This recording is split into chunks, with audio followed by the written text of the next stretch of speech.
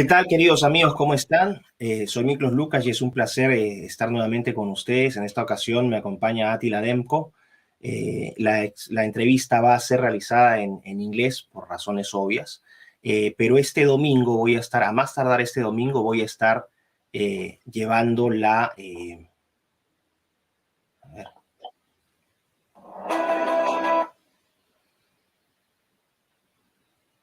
Attila, can you listen to me? Yes, absolutely. Sorry. Again, this is always a problem. Siempre problemas técnicos. La gente sabe que nunca, nunca en mi StreamYard siempre tengo una presentación limpia hasta ahora. Pero bueno, quiero entonces decirles que este domingo empezamos con la entrevista, ¿no?, subtitulada al español. Y bueno, quisiera presentarles a Attila Demkó. El doctor Attila Demkó es húngaro, es experto en seguridad internacional. Su carrera es bastante extensa. Empezó en septiembre del año 99, fue asesor del primer ministro, en la oficina del primer ministro en tema de defensa y políticas de seguridad. Trabajó también aproximadamente 10 años en el Ministerio de Defensa del gobierno húngaro. Ha sido consejero de la OTAN, ¿no?, desde la parte del ministro de Defensa de Hungría en Bruselas, en Bélgica. Jefe del departamento, del departamento de policía, de la defensa de la policía de Hungría también, columnista para grandes publicaciones húngaras como Mandiner, muy, muy importantes. Ha sido también autor de un libro. Quiero compartir brevemente con ustedes este libro. Él escribió este libro recientemente. Es un libro que se llama La Furia del Zar, The Fury of the Tsar. Quiero compartir con ustedes rápidamente la pantalla para que lo vean. Este es este libro de aquí, para que ustedes lo puedan ver, ¿no? Y ahí tienen, bueno, este es un libro que se ha publicado recientemente, la segunda parte viene pronto y sinceramente pienso que es la mejor fuente escrita hasta ahora en todos los idiomas de lo que vendría a ser la personalidad de Putin, la visión de Putin con respecto a Rusia, el rol de Rusia en el mundo, qué es lo que pasa con Ucrania, que siempre ha sido una relación tensa, como lo vamos a ver hoy, y cuál es su perspectiva de la guerra, ¿no? Es un libro muy, muy actual y muy pronto también sale la segunda parte. Y finalmente, para cerrar, Attila es también director actualmente del Centro de Geopolítica del Colegio Matías Corvino en Budapest, en Hungría. Así que esa es la presentación de Attila Demkó. Ahora, lamentablemente, para los que no sepan inglés, van a tener que esperar hasta el domingo. Aquellos que sepan inglés, libres de quedarse. Y muchísimas gracias por su presencia, a las 322 personas que ya nos están acompañando desde diferentes partes. So Attila, my apologies for this presentation in Spanish for my audience. I'm very excited to have you in my YouTube channel. It's a pleasure. I also have to say that we are now colleagues because I am a visiting research fellow at the Matías Corvinus Collegium, where you are head of the Center of Geopolitics. So very welcome, Attila. It's a pleasure to have you in my program. Thank you for having me. Excellent. So, Attila, we have seen this. Nobody was expecting actually this attack. You know, the news was at least from mainstream media. We thought that nothing was going to happen. Perhaps intelligence sources were saying different things. But before we go further into the details of this conflict, could you give us a historical background? How does Ukraine come from? A little bit about the Soviet Union, the genesis of Ukraine, and this, because everybody would think, well, but Ukraine was a country until when it was part of the Soviet Union. So could you please provide a brief explanation of where does Ukraine come? How does it fit with Russia in terms of history? Actually, Russia and Ukraine are twins. They were born together. The state was called the Kievan Rus more than 1,000 years ago. And this is basically the birthplace of Russia, Ukraine, and even Belarus, these three East Slavic states.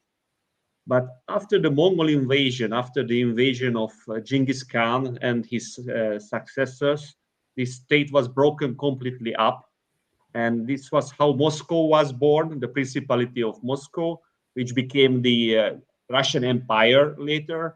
And also some other principalities remained on the western part, which are now today part of Ukraine, and culturally the heart of Ukraine. But that's in western Ukraine, that's not in Kiev.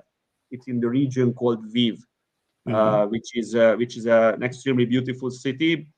And I would say that for a very long time, Ukraine was not on the map of Europe. If you search for a country called Ukraine, you will not find it basically until 1991, to the fall of the Soviet Union. Because before the Soviet Union, this area was either part of Poland, a bit of Ukraine was part of Hungary, Hungary proper, the Kingdom of Hungary, so my country. Other part of Ukraine was part of the Austro-Hungarian Empire, but the Austrian part of the empire, not the Hungarian part of the empire. Other parts were parts of Romania. Other parts were parts of the Russian Empire. So actually, this is a country coming together from several bits and pieces in the 20th century. So what you see on the map today as Ukraine actually was finished with the transfer of Crimea in 1955 from Russia. And that was the start of the war in 2014, the capture of Crimea by Russia. You have to understand that Ukraine was a bit like Lego. You put it together by the pieces. And it happened during the Soviet Union. So when you watch Vladimir Putin's speech about that Ukraine was created by the Soviet Union and by the communists, there is a bit of truth in it, that in today's form, Ukraine is the product of the 20th century, and it's the product of communist Soviet Union. But what happened to the Soviet Union? It was a communist state. It wasn't working very well, especially in the economic sphere. It was very strong militarily, but economically it was very weak. And the fall of the Soviet Union actually started partly in Afghanistan, partly in Ukraine, because of the explosion of the Chernobyl power plant. It was a huge nuclear disaster in 1986. That created a lack of faith in the Soviet Union. That created also a big economic crisis. So in a way, Ukraine was one of the reasons that this accident in Ukraine, one of the reasons why the Soviet Union finally came apart. And Ukraine became that there are 15 countries were born in the place of the Soviet Union. Like when the Spanish Empire fell apart, a lot of Latin American countries were created. And from these 15 countries, Ukraine was the second biggest. The second biggest and the second most important, with at the time with more than 53 million people. Now Ukraine, with the Russian invasion of 2014, has about 37 to 40 million people. We don't know exactly. So this is the start of, actually there were some short periods where Ukraine was independent before. Before the Soviet Union, for a while, Ukraine existed as let's say, the ally of Austria-Hungary and Germany during the last days of the First World War. And before that, there was the Cossack Hetmanate. It was a country of warriors on the middle of what is today Ukraine, under Bogdan Khmelnytsky and his successors, but that was hundreds of years ago. What you can consider as Ukraine today. It's a very, very young country. It's a 30-year-old country surrounded by 1,000-year-old countries. Or Russia is actually not 1,000-year-old, but like 800 years old. But let's say Hungary is more than 1,000-year-old. Poland is also a 1,000-year-old country. So it's a pretty new country on the map of Europe, but with great heritage, with great culture, with some really fantastic cities. As I said, Lviv is really a beautiful city. So it's an interesting country, but it's a country at war today, and this war is rooted in history. So actually, and usually the worst wars, the most cruel wars are which are connected to history, because history is passion, and in this war there is passion. Excellent. Well, so from this introduction, what I can take with this, very wide framework that you have provided us, that you can trace the origins of Russia and Ukraine, these twins that you say, from the Kievan Rus. Yes. We would say about what, 13th century or 12th century? No. It's like the 9th century, mostly 8th, 9th, 10th century. Okay. Depends. So it's very, very, very ancient, actually. Yeah, And it's more than 1,000 years. Kievan Rus was born. So Actually, Kiev, it was created by the Vikings. So it yeah, yeah, wasn't yeah. created by the Slavs. It was created by a Viking chieftain. Yeah, Vikings that went to the Kievan Rus, as you said, these Vikings that went to what is called now Kiev. Then I think they also were established in Novgorod at some point, and then in Yes, Moscow. sure. Yes. It was a trade route. It was a trade route to the Exactly. Black Sea and to the Byzantine Empire. And the Vikings were, of course, interested in trade too, not only Exactly. looting. And they were very good organizers. Well, then another tribes of the Vikings went to north of France, the Normans, the northern one. So it's a Viking origin. And then you would say that Ukraine is a creation of the Soviet Union. So after the Soviet Union comes Ukraine as a country. Yes, as I said, there were some there was a short-lived Ukrainian independence after during the last year of the First World War, and after that a bit. But that was supported by Austria-Hungary, so my country, and Germany. But when Germany and Austria-Hungary was defeated, and the Communist Soviet Union was born, the Communist Soviet Union took a large part of Ukraine, and the other part of Ukraine became part of Poland. Well, so this is very interesting. Now we said some context. We also said the end of what is the Cold War, with the disintegration of the Soviet Union, the Soviet Empire. This Cold War comes to an end, at least in paper. Even Fukuyama writes a book, The End of History, claiming that capitalism and liberal democracies had prevailed, and there was nothing else to discuss. And of course, there was a turmoil also because countries in the so-called Eastern European bloc, like including Hungary, Czechoslovakia by then, Poland, these small Baltic states, Lithuania, they were part of the Union also. They became free, independent. Now, after that period, Russia began a process of capitalization. It began a process of free market development. First Boris Yeltsin, I think, was the proponent of that model, very close to. I remember still the close contact he had with Bill Clinton by then, President of the United States, in the pushing of this free market situation. Of course, there was a problem because the power was captured by oligarchs in the fields of oil and gas, and Russia has always been a difficult country. Now, it was supposed that there would be no more problems with Russia, right? The model had been defeated, the Soviet model had been defeated, but then comes NATO, and NATO, the North Atlantic Treaty Organization. Could you give us if you could enrich what I have said, of course, with your expertise? Where NATO come from? What is NATO, the North Atlantic Treaty Organization? When was it founded, and why is it important in all this story? It's a defensive alliance founded in 1949, organized basically by the United States of America and some Western countries, like at the time the British Empire, today the United Kingdom, France, and many other countries, Italy.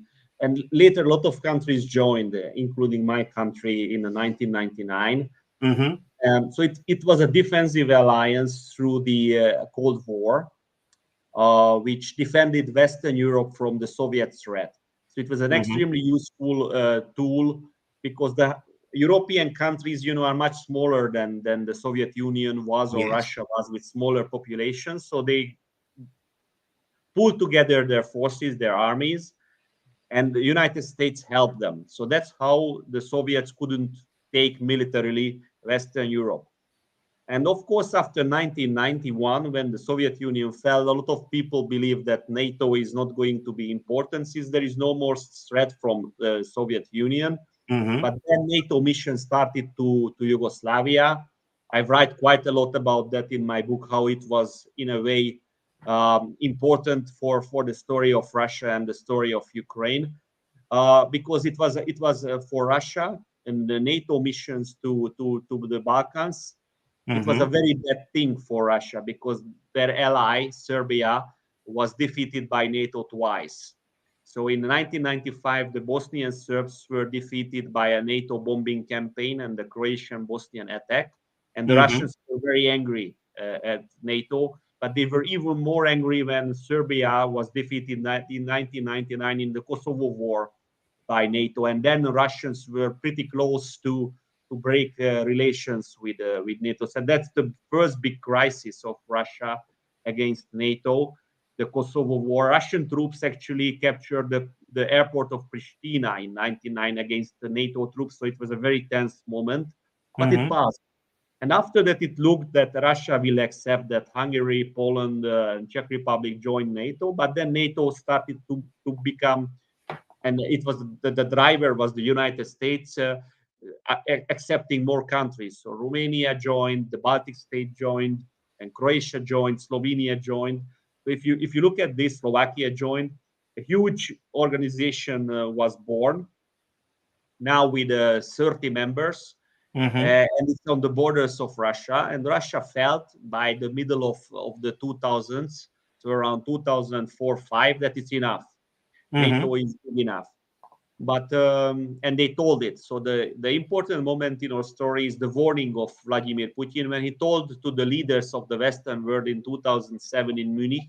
It's a speech to watch. It's on YouTube. You can watch it, where he basically said that, okay, you came to Russia's borders, but no more. So what happened? The George W. Bush didn't listen. The Americans didn't listen.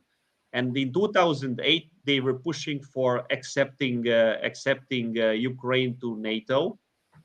The Europeans, especially the French and the Germans, were not that happy about that. So a compromise was made that one day Ukraine can join NATO, basically a promise for the future.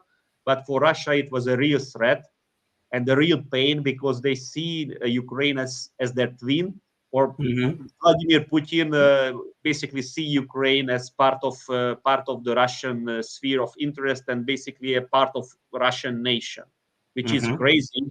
It sounds crazy, especially being part of the Russian nation, since Ukrainians have a separate identity. But still, it's important what the Tsar of Russia believes, because basically Putin is the most powerful leader since Stalin or the Tsars of Russia, so his nickname is the Tsar. So what I would like to say with this, that we knew in 2008 that there will be trouble, because Russia will not let it happen that Ukraine becomes part of NATO. This is a very big organization, but it's basically the strongest member is the United States. So they are leading this organization, and the Russians are very much wary or afraid of the United States. So first, Russia attacked Georgia, which was promised NATO membership like Ukraine, and it's very close to Russia. It's a smaller country to the south of Russia in 2008, and the Russian army defeated Georgia. And then in 2014, when Ukraine came close to have an agreement with European Union to get closer to the European Union, but also to get closer to the NATO, the Russians felt it. Then Russia took Crimea. But it's not a simple story that Russia, in 2014, it's a more gray story, because in 2014, really there were many voices in Ukraine that the Russian language is too strong in Ukraine. So we should push back Russian language, Russian culture. There was some violence against Russian people in Ukraine, ethnic Russians. I didn't say that very important thing, that Ukraine has a lot of Russians or Russian speakers inside. So Ukrainian speakers live on the west, Russian speakers live on the east and the south. Most of the Russian speakers are actually ethnically Ukrainians, but they speak Russian mostly in life. And also there are ethnic Russians who believe that they are Russians, not Ukrainians by ancestry. So it's a very complicated picture.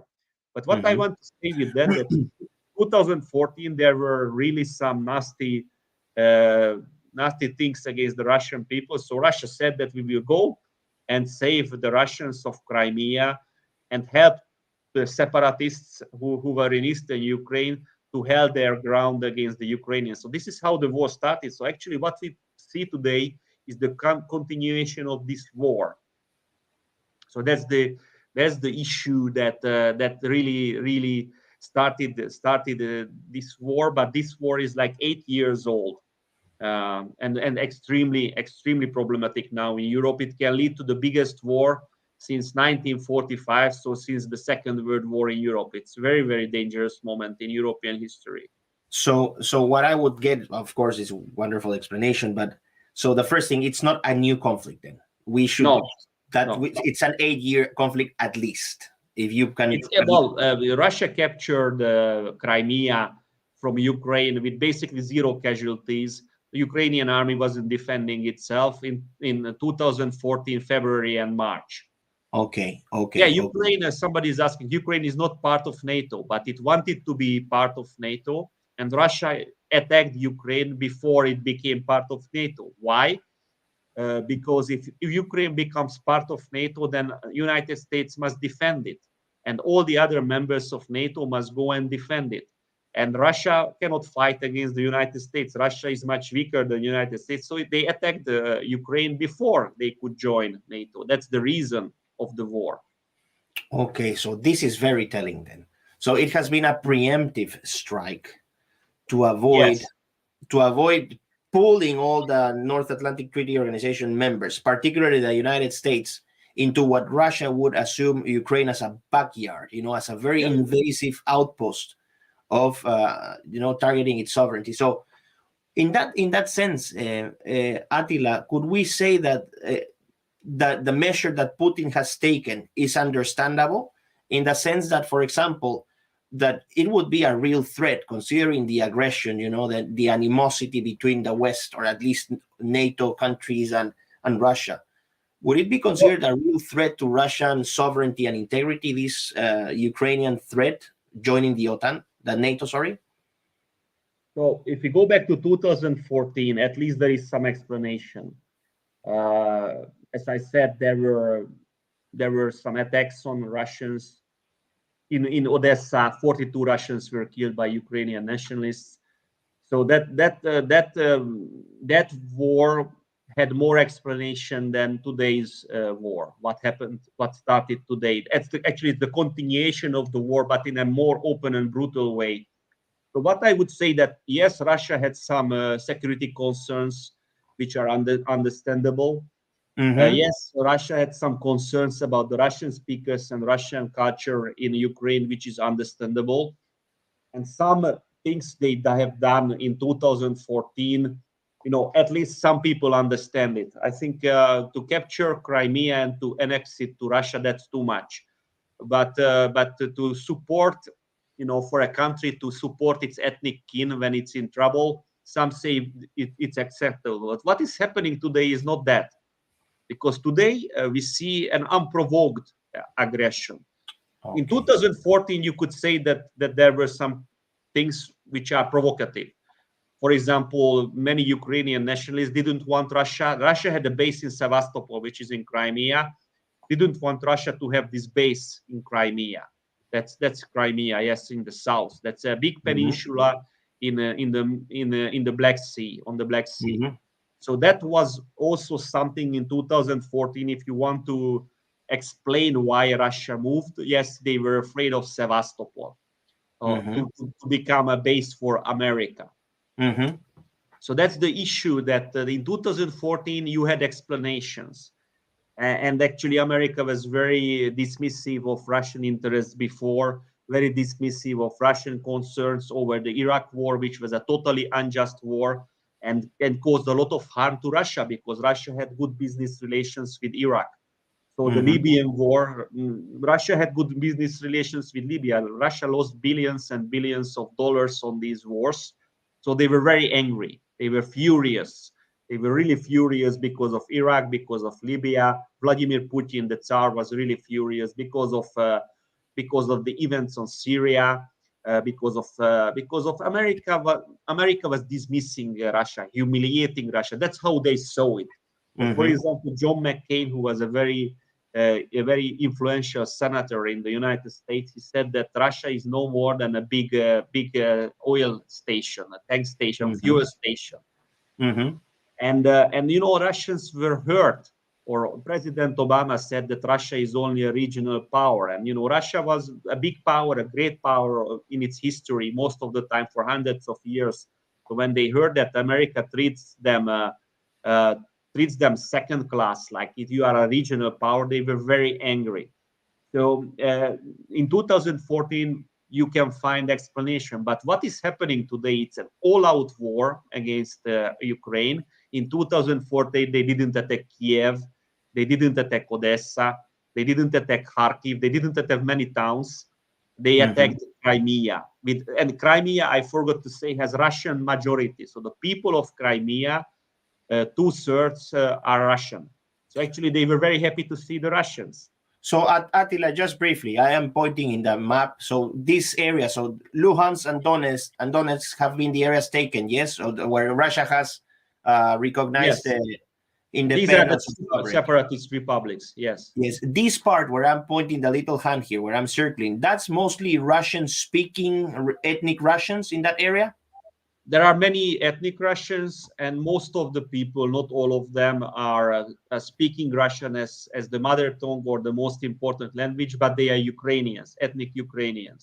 And can I say also that here in the southern part, Odessa too has a lot of ethnic Russians and Russian speakers, a lot. Yes. So the more Ukrainian side would be like more like Ukrainian would be where I'm circling them. Actually, the two cities, Lviv and Ivano-Frankivsk, these are the heartland of the Ukrainians, these two cities. So you were right to point out these two cities. And Kiev, which is here it's Kiev, but Kiev is the capital. But Kiev has a lot of people whose mother tongue is Russian and a lot of people whose mother tongue is Ukrainian. So it's a mixed city. If you walk on the streets, and I've been to Kiev like a dozen times, at the time I heard more Russian than Ukrainian, but it's the most of the people are ethnic Ukrainians in Kiev. Perfect. Now, if you allow me, it's actually a map that you recommended me to put, so we can describe a little bit more the conflict of the details of the conflict. Let me share this map. How have these events been unfolding in the during the past 24 hours? Let me show briefly. It's Chrome tab. So here it is. Share. So Russia launched an attack, as you can see on the map, from the south, from Crimea, which Russia took in 2014. Yeah. It's very important that the Ukrainians switched off the water from that big river. You can see the blue of the lake and the river. So there is a channel to Crimea from that river called the Dnieper to Crimea, and the Russians were angry that there is no water in Crimea. That's one thing. The other thing is from the north, you can see Chernobyl on the north, where the atomic power plant blew up in 1986. If we go north of Kiev, that's yes, there. So they are attacking there. They are 100 kilometers now from Kiev with that attack. So that's the closest point to Kiev. And they took an airport in Kiev. I don't know if they still have it, but it's a big fighting around the airport of one of the airports, a smaller airport of Kiev, not the two main airports. They are also attacking from the separatist area, which is on the east. So it's three main attacks, but they may have smaller attacks at other places in Ukraine. So it's a very big operation. You cannot compare it to what happened in 2014. Visibly, they want to take all of, or at least half of Ukraine, the Russian-speaking half of Ukraine, with this very big operation.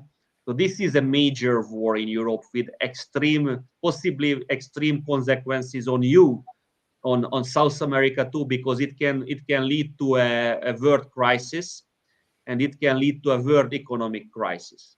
And the poorer or the more, let's say, for America, it's easy to survive a world crisis. For South America or Europe, it's not that easy. And somebody writes that yes, the West was bullying Russia for a very long time, but I said that John McCain called it the big fuel station. You don't do this to a country with the biggest or the second biggest nuclear force, atomic power force in the world. So I think America made a big mistake with how they treated Russia, but also it's a Russian aggression. So we have to be very balanced. We have to see that Americans, the Americans were like this, that we are Americans, we can do everything. We can take Ukraine to NATO. And of course, the Russians said, Yet, no. So the Ukraine in many ways is the victim of American hubris that we can do this. Of course, America couldn't save Iraq. They just attacked Iraq without any reason, and they left. Iraq is now a disaster. They were in 20 years for Afghanistan. They left Afghanistan in a disaster. Americans are usually very, very self-confident. And I was working with Americans. I really love the American officers. They are very professional. But when you told them that, I told them again and again that you cannot do this, and they were so self-confident that they can do this. And now you can pay the price in Peru, in Argentina, because the inflation will go up, the fuel price will go up because of this war, the gas prices will go up, fertilizer prices will go up. If you allow me, Attila, I was talking today. I called today my mom from Peru, and she said that fuel jumped from 13 something soles to 20 soles. Ukraine can make a new world crisis, not even if it's not a world war. I don't think there will be a world war, but it can be a world crisis because of the economy. Because Russia is one of the biggest. Russia is the second biggest oil producer country, and Russia is one of the biggest natural gas producer country. So if Russia is switched off from the world market, what will happen to fuel prices? Now it's $100 per barrel. It can be 200. And America can still pay for it, but can Peru pay for it, or Argentina pay for it, or Hungary pay for it? So it's a very dangerous situation for all of us. So it's not something, you are in beautiful South America on a beach somewhere, maybe enjoying the sun, and we are in a cold and dark Europe. No, it will affect you. This is a very big war, and this war will you feel it tomorrow. This war on the price you pay. As I said, gas in Peru has jumped from 13 to 20. Yes, absolutely. So gold trade today. Gold has just spiked like this. The stock markets have just plunged. I know this because I have done some investments, so I can see that things have been affected. And it has been dramatic. The global stock markets have just gone down, and gold has, and Bitcoin again. This is another, not to get it deeper into this, but everybody was thinking that Bitcoin was going to be the safe haven. Gold proved again that it is the safest haven so far on Earth. And Bitcoin. And you know what Russia has? A lot of gold. A lot of gold. They are one of the biggest gold producers. Now, what is going to happen? You were talking about the consequences. So just short answers and so we can go further into other topics. So short answers. What is your forecast? How long do you think this conflict will last? Well, it's very hard to tell. I know, but the major military operations can last for weeks. But this war will not stop with if the Russians take Kiev, or if the Russians take the Donbass and the Crimean outer part of Crimea, Odessa. It's very hard to take all of Ukraine. So if they don't take all of Ukraine and they don't destroy all of the Ukrainian army, then this war will continue. So it's a very big unknown, and I cannot say of how long it can be. It's already 8 years old. So so I don't think it's going to be 8 more years. But if Russia defeats Ukraine completely, then Ukraine will surrender, and there will be some kind of new territorial arrangement for Ukraine. It's going to be a big shock, because countries will see that force can take away parts of other countries. And of course it happens. So what happened to Argentina with the United Kingdom? That the United Kingdom was stronger than Argentina in the big war in the 80s. So what I'm telling you that this is for many people a moment to be afraid, because many countries can say after Russia that yes, it was part of my country, so I take it. So it's a long-term issue for world security and world economy too. So what you are certain about is that there will a big financial economic global crisis will follow. That you are It's certain about. possible. Well, Okay. there are very few things that are certain, but it's very likely It's that highly likely. Okay. it's highly likely. I don't know when it will start. I don't know if how much it will affect South America, but in Europe we already feel the problems. And That's what I was Europe is still very important. If Europe is sick, then the world will be sick. exactly. That was something I wanted to pose as we were talking about the crash in the stock markets, gold going up, gas going up, like fuel. But sorry, gas also. Gas is also a crucial geopolitical commodity in the region because Russia provides gas to Europe. And the Germans have just stole a large gas supply from Russia because of this conflict. But at the end, it seems that the German population will be the most affected by these economic sanctions that are aimed at Russia. But at the end, they end hurting their local populations. What do you think? What role does gas play in this area? What alternatives would Europe have, Western Europe in particular, to gas supplies if Russia does not provide them because of these sanctions? So, about 40% of the EU's gas is coming from Russia. And there can be some replacement through the LNG, liquefied natural gas ports Europe has. But they cannot replace all of the Russian gas. So we are at the end of the winter. It was a very mild winter for Europe. So we can survive this winter. But if Russia doesn't give gas for the next winter for Europe, then Germany can freeze. Western European countries can freeze.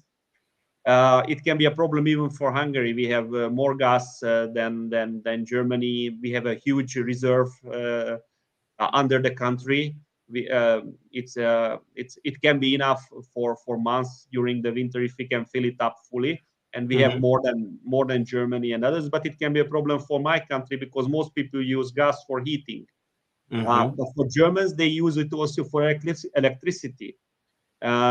And the Germans were like shooting themselves in the feet with closing their perfectly working nuclear power plants after the accident in Fukushima. Germany is not a country like Chile or Peru with earthquakes. There are no big earthquakes or Japan. There are no big earthquakes in Germany. They still said, "Oh, we are so afraid because of Fukushima." That was very silly, and actually, it made Germany more dependent on Russia.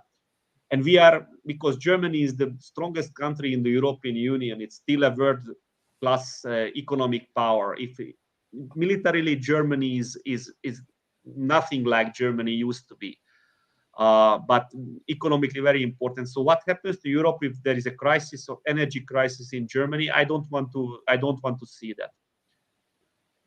Okay. Now, in terms of the immediate impact of war, I have heard the position of Hungary. Hungary also has a play here because I would say that based on what I have read, and my knowledge is very limited on this, that's why I called you. But there's a Hungarian population in the border with Ukraine, a significant Hungarian population, ethnic Hungarians, Hungarian-speaking Hungarians. And actually, they are Hungarians like me. So Hungarians. Okay. So we lost this territory in the First World War. Sorry. That's the Trianon, yes? 2/3 of your country. Yeah, 2/3 of our country, and this part of the country was also lost with much more Hungarians than today. But they left, many of them left. Some of them were killed after the Second World War. So it's a tragic story, and it's a very poor province now. Hungary is like 4 times richer per capita than this part of Ukraine. So it's a tragic story. There is a beautiful province with amazing Hungarian history inside, and it was a conflict because the Hungarian language was attacked like the Russian language after 2014. We had a conflict with Ukraine because they started to modify the school system, how you use your language. So actually, the Ukrainian-Russian conflict is a very nationalist conflict, but not only the Russians are nationalists, but the Ukrainians too. So that's what I said, that in 2014, there were some explanations for what Russia did, because there were very big attacks on the language, Russian language, and Russian people. There was fighting between Ukrainians and Russians. So Okay. yes, this is a very, very beautiful. I hope I can show you it one day. It's an amazing place. This is for us a holy place because the Hungarian tribes or the Hungarian people entered today's homeland, what is Hungary today, more than 1,000 years ago there. So these mountains are the holy mountains of for Hungary. Now it's in Ukraine because we lost it in the First World War, but it's an emotional, sacred place for us.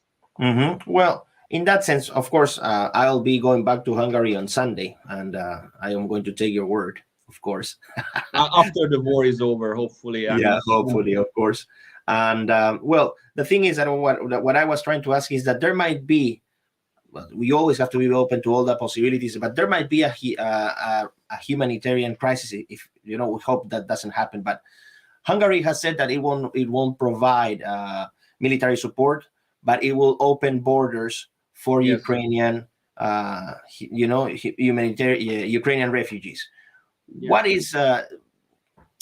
How does this come up with, for example, the extreme tension that Hungary has maintained with the European Union in terms of immigration? Everybody's thinking, oh, Hungarians just don't want borders open for no one. They are, pretty much they have been pictured as Nazis because that's the narrative. Yeah, I know the international media, how we were painted, but it's not true. We accepted refugees when the Yugoslav wars happened. We accepted refugees from Croatia, and not only Hungarians. There are Hungarians in Croatia and Serbia too, because we lost territories to these countries too in the First World War, and in the second too. So anyway, we accepted everybody: Serbs, Croats, Bosnians. We had a problem with the migration crisis in 2015 because people came not from the war, but came through Turkey, Greece, Bulgaria, Serbia, and then to our country. And we said that you are not a real refugee. You came through 3 or 4 or 5 safe countries. But in case of Ukraine, we are the first safe country, or Poland or Romania. So the refugees will come to these countries.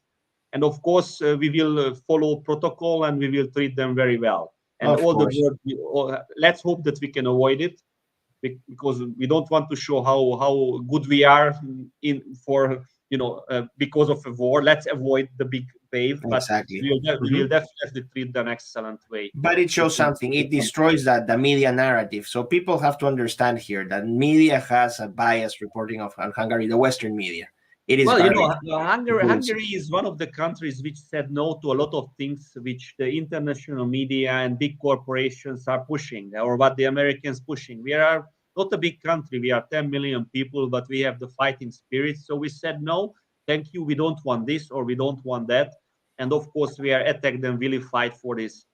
The biggest conflict was the migration crisis, when 500,000 people arrived to our border, and we are 10 million people.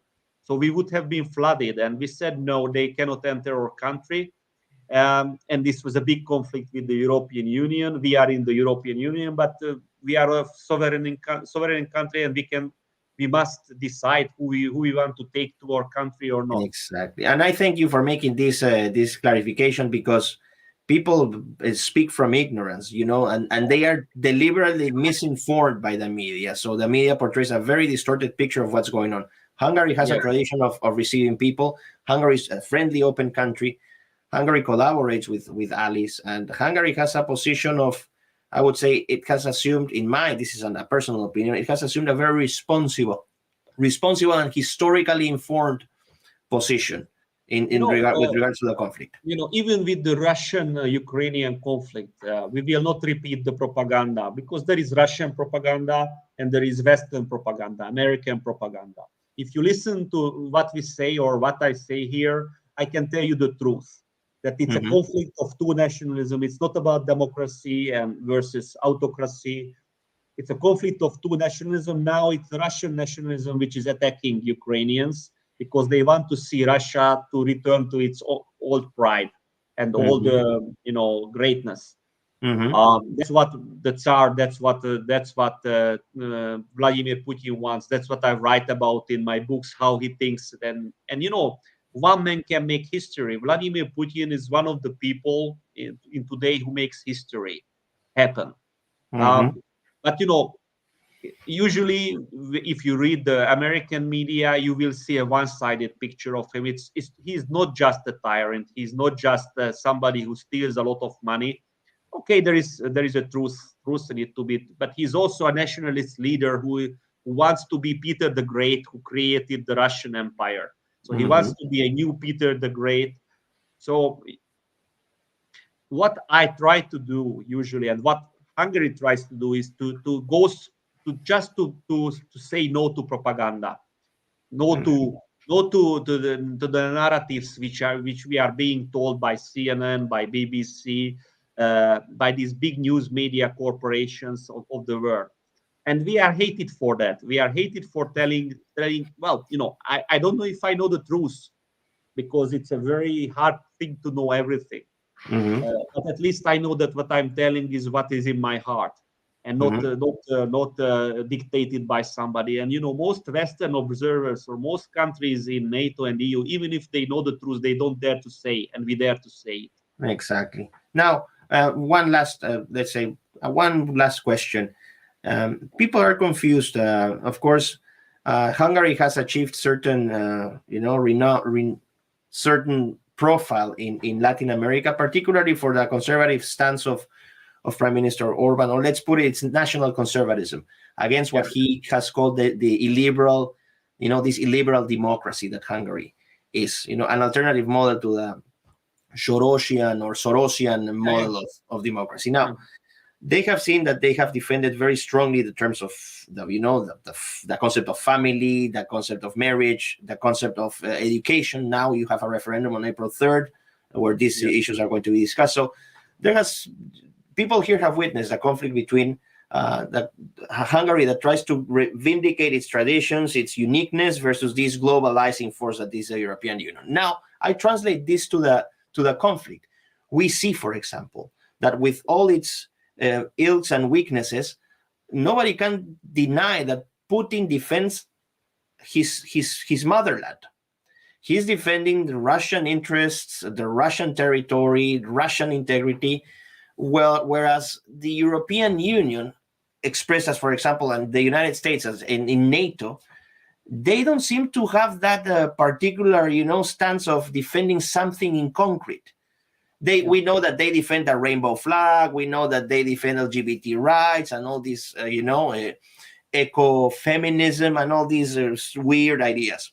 But there's no stance of where we see them standing for the defense of something that is relevant or valuable for them.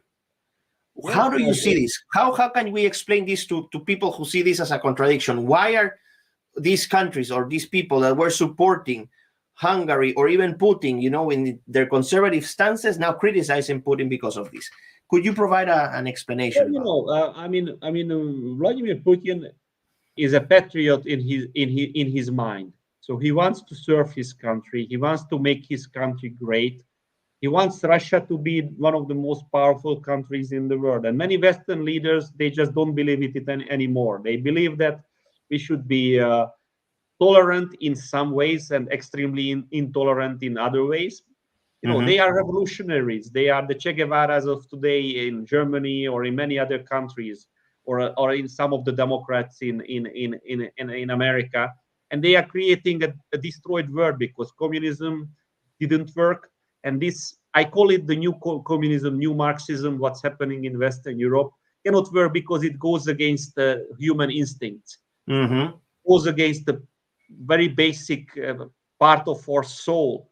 And Vladimir Putin, I think he's a patriot in his mind. We can discuss, we can dispute about this war. I think he has a responsibility in this. But what I don't question, that he believes that he's doing it for Russia. He's doing it for his own people. And that's the issue in the West, which is usually not understood, that he is a patriot who believes in Russia. And you cannot buy him, you cannot force him, you cannot do anything with someone who believes in what he is doing. You understand? It's always the biggest thing in the world. And of course, the Ukrainians, they defend their country, those Ukrainians who are not pro-Russian, because there are many who are pro-Russian. And you have to understand them too. That's why I say that this conflict has two sides in Ukraine, at least two sides. But from the word, we don't understand the real thing. The real thing is passion. The real thing is nationalism. The real thing is, I want to achieve greater Russia. That's what Putin says, or capture back what was before. And of course, the Ukrainian nationalists, they want to make the Russians speak Ukrainian, the Hungarians speak Ukrainian. So the Western countries, they speak of democracy versus authoritarian Russia. No, it's about that.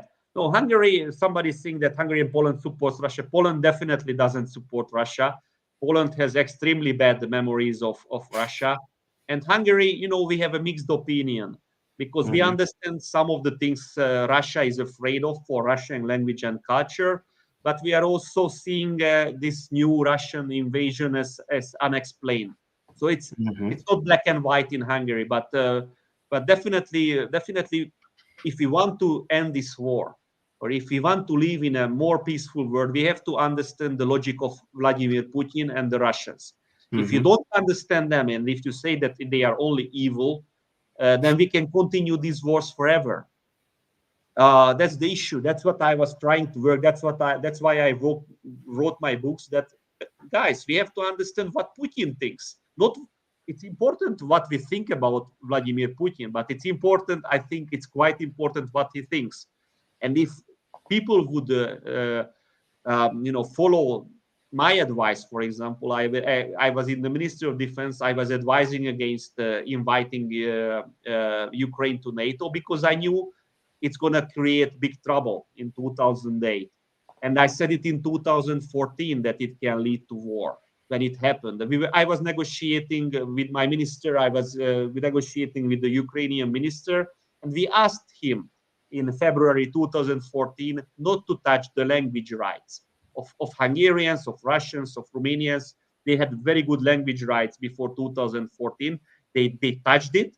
And, language in Europe, many times, maybe you don't understand because you all speak Spanish in the Spanish world, but for us, we have different languages. Language is sacred. Culture is sacred.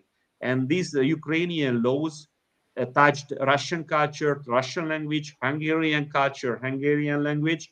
And this is, goes against the beliefs of many people. There is a saying in Europe that since the Yugoslav wars, that language laws or language can lead to war if you touch the other people, language and culture, if you push it, if you disrespect it. And this is one of the big reasons of this war in Ukraine. Not only geopolitics, not money, definitely not money, because for Russia it's not something to do it for money. They are losing a lot of money on it. Putin themselves, he's losing his retirement on it. He's going to be 70. He could spend his time with his grandchildren, but he's so I'm not, of course, I'm not glorifying Vladimir Putin here, just to be very clear, because this is a very serious thing to start such a war. But I'm saying that we have to understand his mindset. Yes. And what the West is saying, that you are a pariah country, Vladimir Putin, you are a pariah. You can do that, of course. But this is the second most powerful country in terms of nuclear weapons, the second most powerful country, even more powerful army than the Chinese army. So you cannot just dismiss Vladimir Putin, because he's the mind behind what is happening in Ukraine today. And if you understand his mind, you can counter it or you can talk to him. Excellent. Attila, it has been a pleasure, 55 minutes, nearly 1 hour of conversation. It has been very, very enriching, eye-opening. It is a very different narrative of what we view in the media. It's a much more informed, culturally and historically sensitive approach that you have provided us. I would say people should look at sources like you. You are one of the foremost experts on international security in Hungary and in the region. And I am very, very proud to have hosted you in my humble channel. I can tell you that we have got over 400 people at some point viewing this conversation, which is amazing, particularly to an audience that is Spanish speaking, and now we're doing it in English, and we have just arranged it in the last 3 hours, literally. So thank you so much, Attila, for these wonderful insights, for this very well-informed, very culturally sensitive analysis, as I have said. And I don't know if you would like to dedicate some words to our viewers, to our friends in Latin America. It's not South America. All the Spanish-speaking worlds, I have audience. My audience is from all the Spanish-speaking world, including Spain, United States, Latinos in Canada, Argentina, Chile, even Brazil.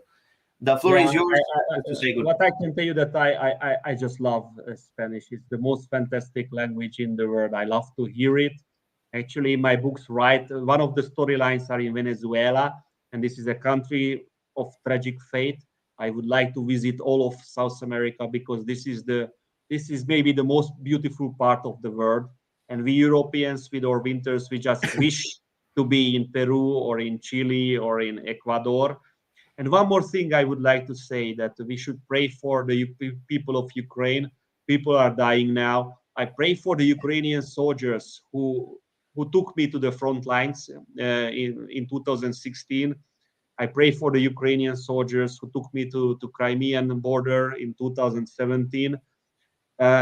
This is a war. People are dying, and we should pray for them that it will be short and people, not many people will lose their life. This is a very serious situation. And thank you, Miklos, for your kindness, and thank you all the viewers for following us.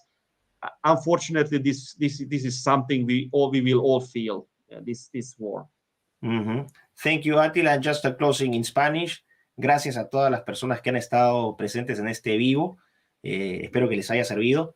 Como dije, el domingo va a estar con subtítulos en español para quienes no pudieron entender la conversación en inglés. Y los invito, como dice Attila, a que vean, consulten otras fuentes. Los medios de prensa tradicionales no están informando, son fuentes de propaganda. Se puede hacer lo mismo de los medios de prensa de los dos lados. Pero creo que esta es una opinión de un experto informada, no es un sujeto que se informó de última hora viendo articulitos y videitos en YouTube. Attila Demkó es un profesional de primer nivel y me precio de que gente de esta categoría informe a mi audiencia. Así que, Attila, once again, thank you so much. Y a todos ustedes, muchísimas gracias y hasta otra ocasión. Hasta luego.